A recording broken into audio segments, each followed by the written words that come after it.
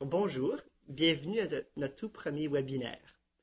Ce webinaire présentera comment utiliser la grille d'analyse non linéaire, qui est un outil pour aider les orthophonistes à compléter l'analyse de la parole des enfants francophones et de cibler des objectifs de thérapie.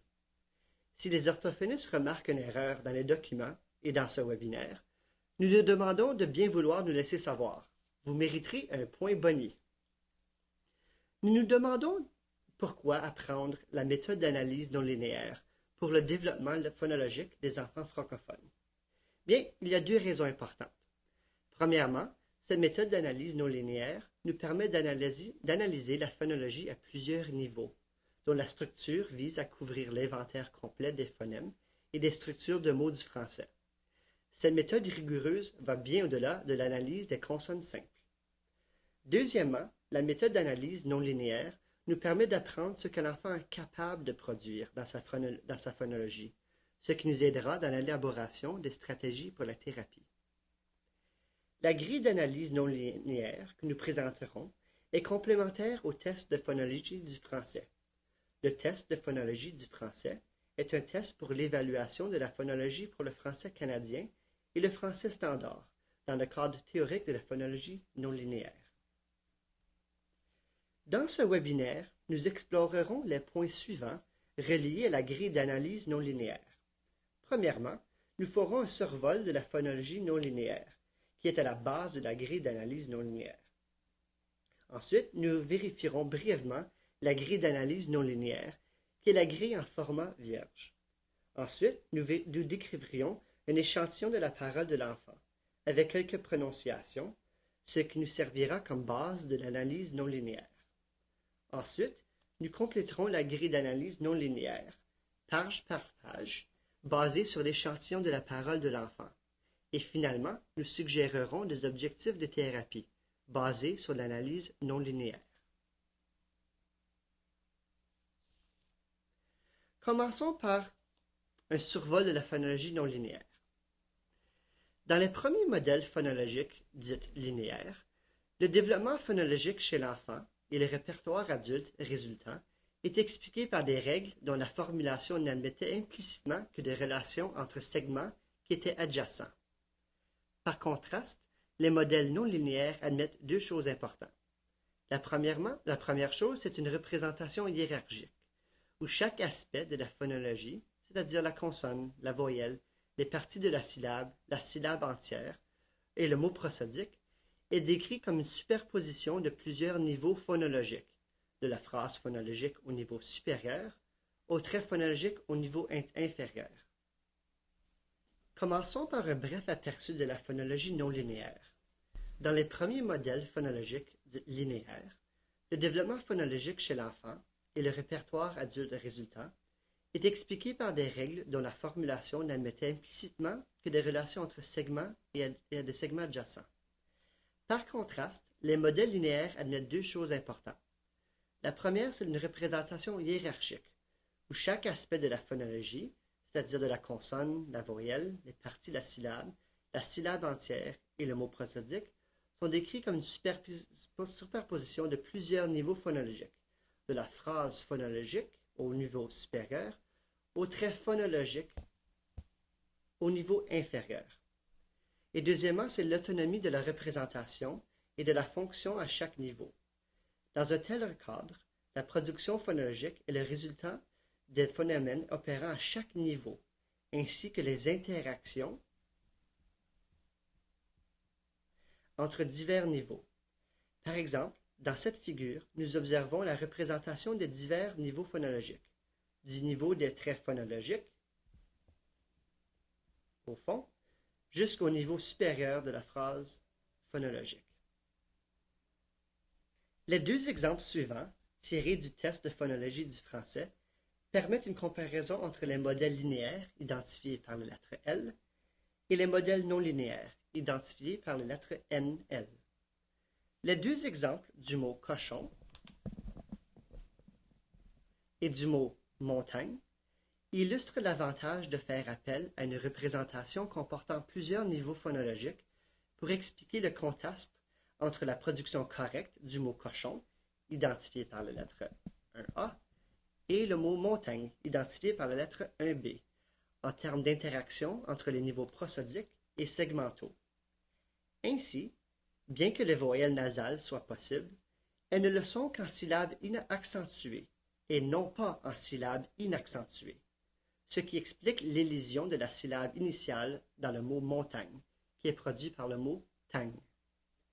L'évaluation de la phonologie et l'analyse de la phonologie doivent tenir compte de telles interactions potentielles entre le mode d'articulation, le point d'articulation, ainsi que la structure prosodique, par exemple la longueur du mot, les groupes consonantiques et l'accentuation des syllabes, et doivent considérer une riche variété de contextes pour chaque phonème cible.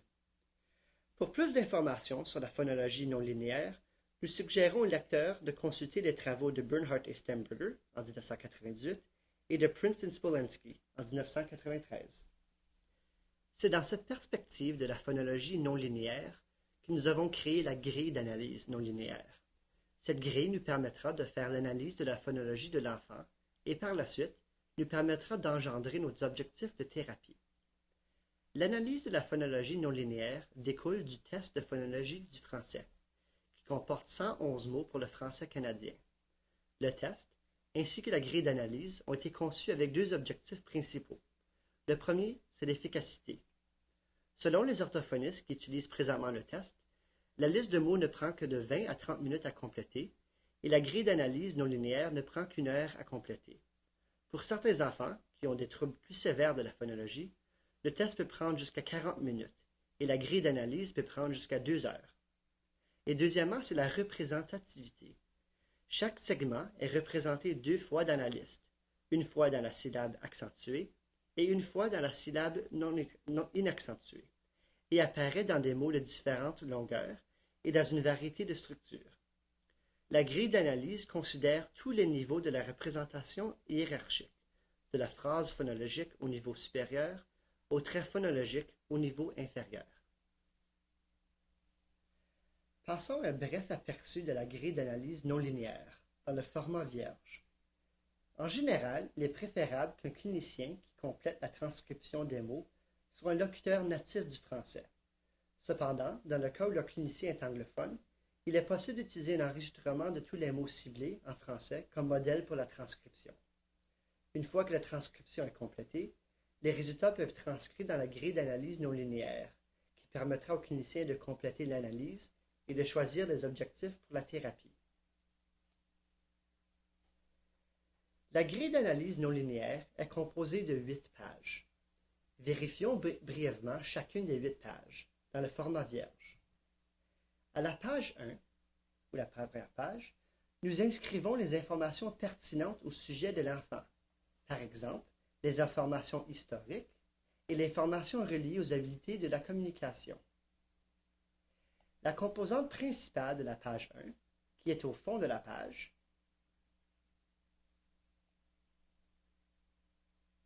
est d'inscrire les objectifs principaux de thérapie qui nous serviront comme guide dans notre intervention.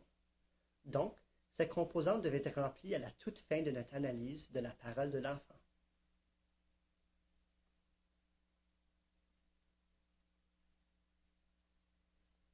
À la page 2, elle comporte un survol rapide des habiletés de la phonologie et des besoins de l'enfant. L'objectif du survol est de vérifier rapidement les habiletés et les besoins de l'enfant. Nous voulons voir le grand portrait de la phonologie de cet enfant. Cette page nous permet de considérer quels aspects de la grille d'analyse non linéaire seront les plus importants à considérer. L'information sur la page survol est catégorisée par 4 niveaux, c'est-à-dire le niveau de la structure prosodique, le niveau de la production des voyelles, le niveau de la production des consonnes et le niveau de la variabilité et de la séquence de la production des sons. L'objectif de la 3e page est de compléter un survol rapide de la structure du mot. Nous n'avons pas besoin de compter tous les phonèmes pour remplir cette section. Nous devons seulement compléter un survol des habiletés et des besoins reliés à la structure du mot. La page 3 est divisé entre deux tableaux. Le tableau A ici et le tableau B ici. Le premier tableau, c'est-à-dire le tableau A, c'est l'inventaire des productions de l'enfant. Et le deuxième tableau, le tableau B, correspond à l'analyse relative, c'est-à-dire la comparaison avec la production adulte. Nous pouvons coter les habiletés et les besoins de l'enfant selon la longueur du mot, soit des mots d'une syllabe, des mots de 2 syllabes, ou encore des mots de 3 syllabes, c'est-à-dire des mots multisyllabiques. L'analyse relative nous permet de vérifier rapidement si l'enfant démontre soit des différents patrons phonologiques, par exemple l'addition, soit l'omission ou la surutilisation des segments. Dans toutes les pages de la grille d'analyse non linéaire, nous suggérons d'utiliser un code de couleur pour l'analyse. Nous suggérons le code de couleur en vert qui démontre l'acquis et les capacités de l'enfant. En couleur jaune, démontre une habileté qui est inconstante. Et finalement, en rouge, nous démontre que l'enfant a des besoins ou un non acquis dans la phonologie. Nous trouvons que ce code de couleur aide à repérer visuellement et rapidement les habiletés et les besoins de l'enfant.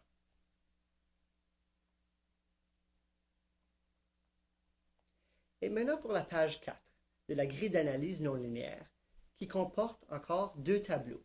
Le premier ici et le second ici. Dans le premier tableau, nous insérons l'inventaire des consonnes simples que l'enfant est capable de produire. Les consonnes simples qui sont inconstantes et les consonnes simples que l'enfant est incapable de produire. Nous explorons aussi les consonnes que l'enfant est capable de produire, mais qui ne font pas partie de l'inventaire du français. Par exemple, le son th. Les consonnes sont organisées par position dans le mot, c'est-à-dire la position initiale, la position médiane et la position finale. Dans le deuxième tableau, nous indiquons les consonnes que l'enfant ne peut pas produire dans une position spécifique, mais produites dans une autre position du mot.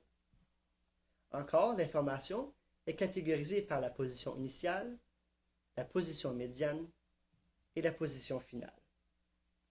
En d'autres mots, nous examinons les consonnes inconstantes. Cette information peut être rapportée à la page 8, dans nos objectifs d'intervention, pour nous donner des pistes de stratégie pour l'intervention, surtout lorsque l'enfant a des contraintes pour la production de consonnes.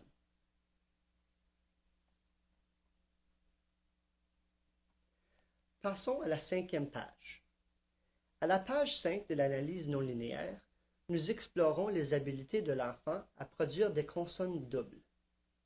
L'information est divisée cette fois en 3 tableaux. Le tableau 1, le tableau 2 et le 3e tableau.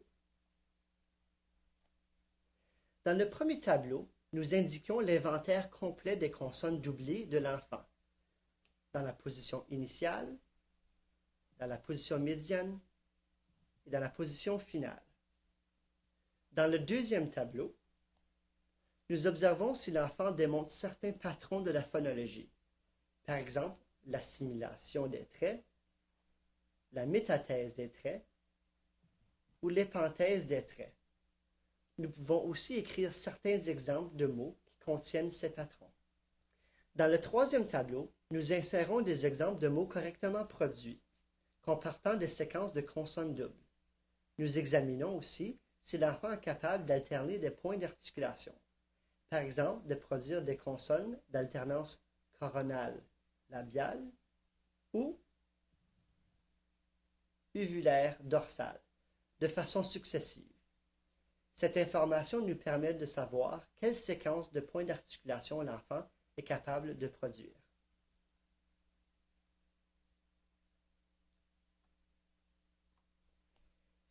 Et maintenant, pour la page 6. La page 6 et la page 7 sont des pages additionnelles que nous complétons au besoin. Par exemple, si l'enfant ne peut pas produire aucune fricative, nous pouvons explorer que les traits sont difficiles ou manquantes, à la page 6. Si l'enfant connaît des difficultés au niveau des voyelles, nous examinerons la page 7. Il est important d'explorer ce qu'un enfant est capable de produire, ainsi que les besoins de l'enfant. À la page 6, nous décrivons les substitutions relatives aux traits, à la colonne de gauche. Nous remarquons que les substitutions sont organisées selon le mode d'articulation, le point d'articulation et le voisement. Nous devons porter attention aux substitutions et non pas aux omissions, sauf si les omissions sont limitées à un nombre restreint de traits.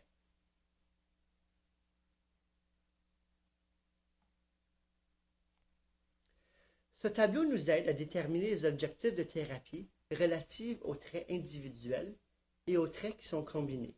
Par exemple, il est possible que l'enfant est capable de produire le son F, mais ne produit aucune autre fricative.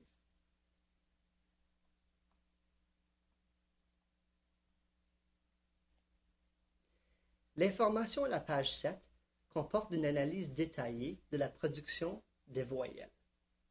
Nous devons compléter cette page seulement si l'enfant démontre des besoins avec les voyelles. L'information est divisée entre deux tableaux. Le premier tableau ici et le second ici. Dans le premier tableau, nous indiquons l'inventaire complet des voyelles que l'enfant est capable de produire, dans les syllabes accentuées et aussi dans les syllabes non accentuées. Il est important de vérifier la production des voyelles selon l'accentuation, car l'accentuation peut avoir une influence importante sur la production des voyelles.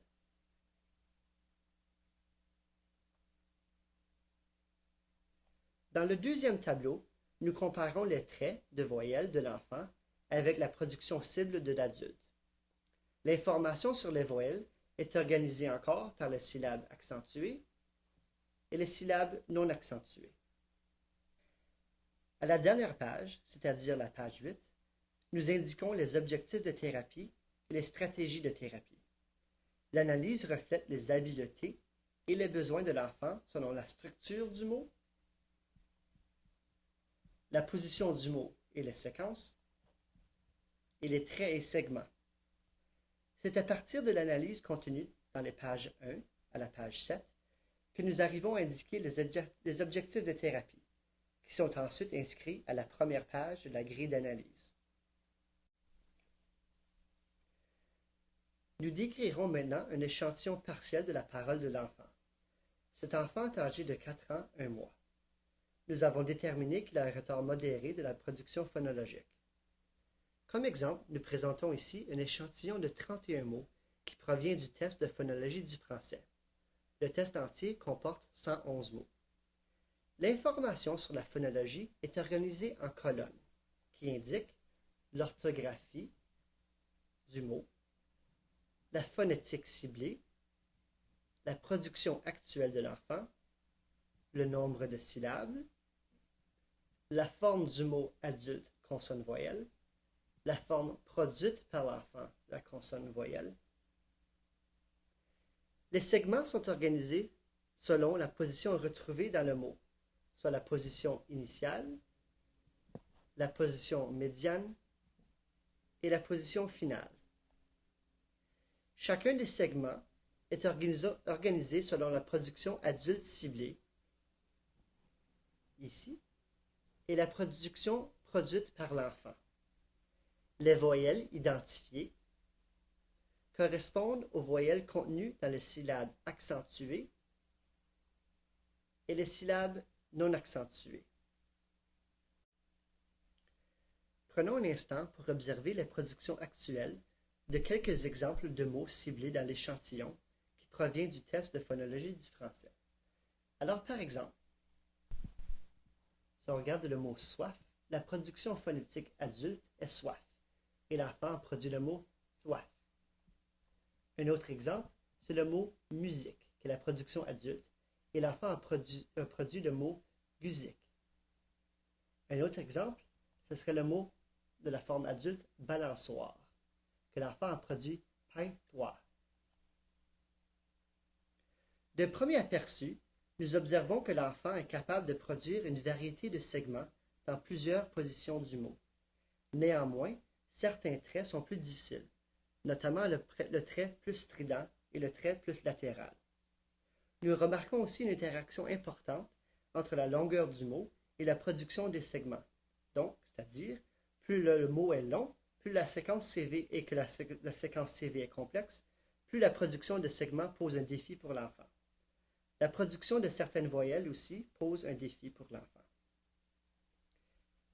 Passons maintenant à compléter la grille d'analyse non linéaire, page par page, qui est basée sur l'échantillon de la parole de l'enfant que nous venons de présenter. Nous vous encourageons d'avoir en main une copie imprimée de l'échantillon des mots, c'est-à-dire de la liste partielle de la production de mots tirée du test de phonologie du français.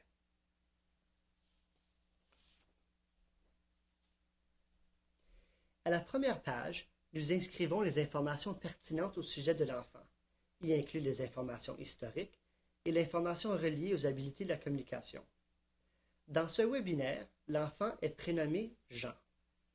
L'enfant ne démontre aucune difficulté de l'audition et il parle un dialecte francophone du Manitoba. Jean n'a aucune difficulté du langage. Cependant, les parents ont de la difficulté à comprendre la conversation spontanée. Dans le tableau au fond de la première page, nous inscrivons les objectifs principaux de la thérapie et les stratégies pour chacun des objectifs.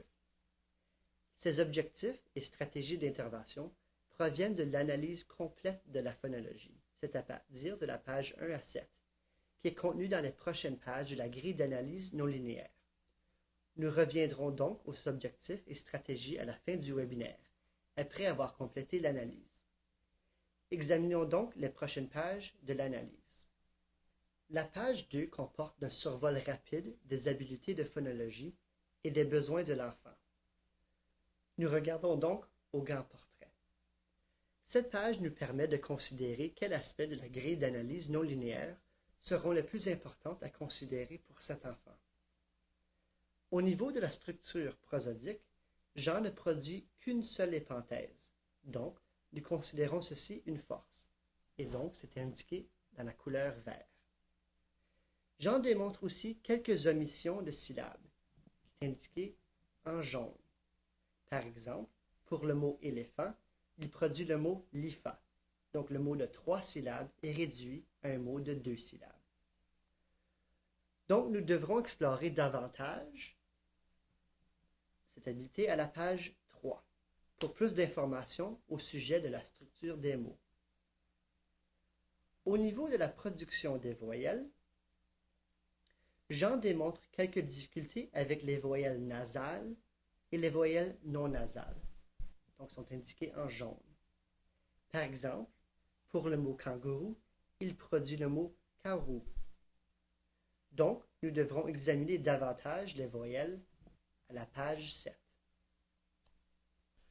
Au niveau de la production des consonnes, Jean démontre une bonne maîtrise du point d'articulation labiale et produit un bon voisement des consonnes. Jean a connu quelques substitutions du mode d'articulation, spécifiquement les segments L et R. Par exemple, il produit pour le mot glissade le mot glissale. Il a aussi démontré quelques substitutions du point d'articulation, surtout le trait dorsal. Par exemple, pour le mot kangourou, il a produit le mot taou. Nous devrons explorer le mode et le point d'articulation en plus de détails à la page 4 et à la page 6 de la grille d'analyse. Pour la variabilité et la séquence des segments, Jean démontre généralement peu de variations dans la production des sons. Il démontre plusieurs assimilations, surtout dans les mots multisyllabiques. Par exemple, pour le mot champignon, il produit le mot champichon. Donc, nous devrons examiner en plus de détails ces aspects de la phonologie à la page 5. L'objectif de la troisième page est de compléter un survol rapide de la structure du mot. Dans la première section, c'est-à-dire la section A, de l'inventaire des productions, Jean démontre de bonne habileté à produire des mots d'une variété de longueur, c'est-à-dire des mots de 1 et de 2 syllabes. Il démontre aussi une variété au niveau de la séquence consonne-voyelle, qui est indiquée en vert. Le patron d'accentuation est en état de développement et il démontre quelques difficultés avec les groupes consonantiques, par exemple dans les mots de 2 syllabes. Par exemple, pour le mot glissade, il a produit le mot glissade. Dans la deuxième section, c'est-à-dire la section B, de l'analyse relative, nous remarquons que Jean connaît plusieurs omissions de syllabes, surtout dans les mots multisyllabiques. Par exemple, pour le mot éléphant, il produit le mot rivant. Jean démontre aussi l'omission de consonnes simples, surtout en position médiane et finale. Par exemple, pour le mot kangourou, il produit le mot kaoru. Cette analyse relative nous permet de vérifier rapidement que Jean démontre des patrons d'omission de consonnes simples et d'omission de syllabes, qui est indiqué en rouge.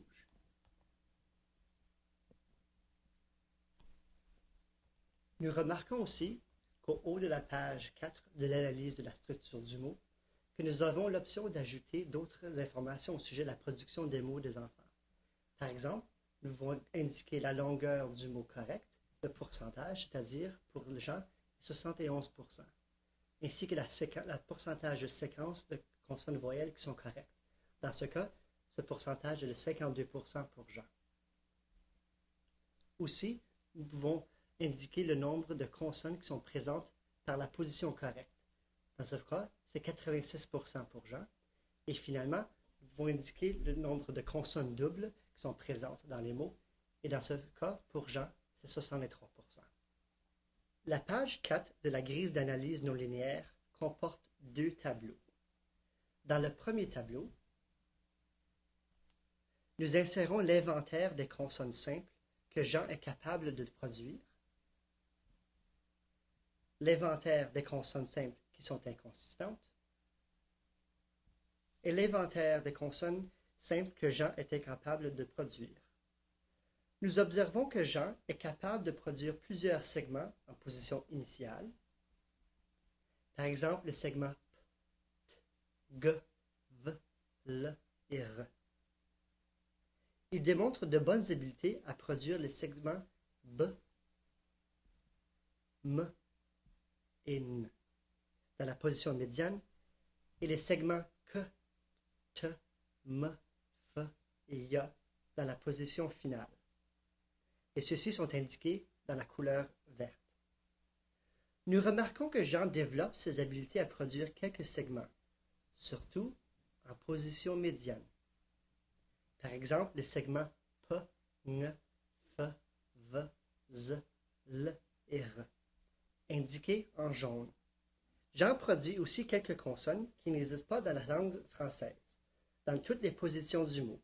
Par exemple, les segments ch et j en position initiale, les segments v et j en position médiane et le segment ch en position finale. Dans le deuxième tableau, nous indiquons les consonnes que l'enfant ne peut pas produire dans une position spécifique, mais produites dans d'autres positions du mot. Nous observons que Jean démontre une plus grande inconsistance de segments en position médiane. Par exemple, Jean ne peut pas produire les segments P, K, G, F et V en position médiane, mais peut les produire en position initiale. Par exemple, il produit le segment P en position initiale dans le mot perroquet, mais omet ce même segment P dans le mot champignon en position médiane lorsqu'il produit le mot jonc.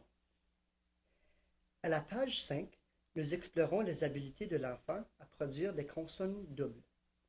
Dans le premier tableau, nous observons que Jean a maîtrisé la consonne double ple, telle que dans le mot plume. Il démontre quelques difficultés avec les consonnes doubles, tels que gl et cr en position initiale et la consonne double soit en position initiale et dans la position médiane. Par exemple, la consonne double soit est surtout produite avec le trait dental f. Par exemple, pour le mot soif, il produit le mot soif. Dans le deuxième tableau, nous observons que Jean démontre certains patrons de la phonologie. Par exemple, l'assimilation du segment ch. Par exemple, il produit pour le mot champignon, il produit le mot champichon. Et pour un autre exemple, pour le mot musique, ceci est le trait d'assimilation moins continu. Pour le mot musique, il produit le mot musique. Pour le troisième tableau, nous remarquons quelques difficultés avec l'alternance des points d'articulation. Par exemple, les points coronal, labial et dorsal. À la page 6, nous décrivons les substitutions relatives aux traits dans la colonne de gauche. Les substitutions sont organisées selon le mode d'articulation, le point d'articulation et le voisement. Par exemple, nous remarquons que la production du segment L est produite avec le segment Y, indiqué en jaune. Cette substitution affecte le mode d'articulation plus sonnant et plus consonantique des liquides, mais aussi le point d'articulation coronal plus antérieur qui se transmet à dorsal. Aussi, le segment S dans la position médiane est produit avec le segment qui va du trait plus antérieur, qui est produit avec le trait moins antérieur, alors que le segment S est produit comme F et Ch, ce qui reflète une difficulté avec le trait plus grooved. Ce tableau nous aide donc à déterminer les objectifs de thérapie relatifs aux traits individuels et aussi avec les traits combinés. L'information à la page 7 comporte une analyse détaillée de la production des voyelles. Nous avions identifié précédemment, à la page 2, dans la section du survol, que Jean démontrait quelques inconsistances dans la production des voyelles. Donc, nous compléterons une analyse plus détaillée des voyelles. Dans le premier tableau, nous remarquons que Jean a maîtrisé les voyelles I, E et ON dans les syllabes accentuées et non accentuées. Et ceci est indiqué en vert. Il démontre quelques inconsistances avec plusieurs voyelles, en syllabes accentuées, mais aussi en syllabes non accentuées. Par exemple, pour le mot kangourou, il produit le mot taou. Nous remarquons que Jean omet la voyelle en syllabes non accentuées. De plus, la voyelle OU est conservée en syllabes accentuées, mais elle est omise en position non accentuée. Dans le deuxième tableau, nous comparons les traits de voyelles de l'enfant avec la production cible de l'adulte. Nous remarquons une inconsistance dans la production du point d'articulation de certaines voyelles, indiquées en jaune. À la page 8, nous synthétisons l'information contenue dans les premières 7 pages de l'analyse non linéaire. Cette synthèse nous permet de consolider les objectifs de thérapie et certaines stratégies de thérapie. L'analyse reflète les habiletés et les besoins de l'enfant selon la structure du mot, la position du mot et les séquences, et finalement les traits et les segments. Au niveau de la structure du mot, nous remarquons que Jean acquit l'habilité de produire des mots de 1 et de 2 syllabes. Il démontre une variété de structures consonnes-voyelles, et les plus communes, telles qu'indiquées en vert sur cette page, sont CVC ou CCVC et CVCV, optionnellement CV aussi. Un bon nombre de consonnes simples ont été acquises, surtout en position initiale, et celles-ci sont indiquées en vert. Par exemple, le segment P, T, que, g, m, v et r. Jean a acquis une bonne variété de modes d'articulation. Il inclut les plosives, les nasales et les fricatives. Et, pour le point d'articulation, il a maîtrisé les labiales. Pour le voisement, il a acquis le trait moins voisé. Il est important d'admettre que les objectifs de thérapie sont nombreux et qu'il n'y a pas une seule piste pour la thérapie. Plusieurs choix de thérapie sont possibles et chaque orthophoniste peut choisir l'intervention appropriée. Cependant, le choix pour les objectifs de thérapie doit être justifié. Nous présentons maintenant quelques objectifs pour la thérapie. Donc, nous retournons à la page 1 de la grille d'analyse et nous pourrons remplir le tableau d'objectifs et les stratégies d'intervention. Nous vous suggérons de numéroter les objectifs de thérapie selon l'ordre d'importance.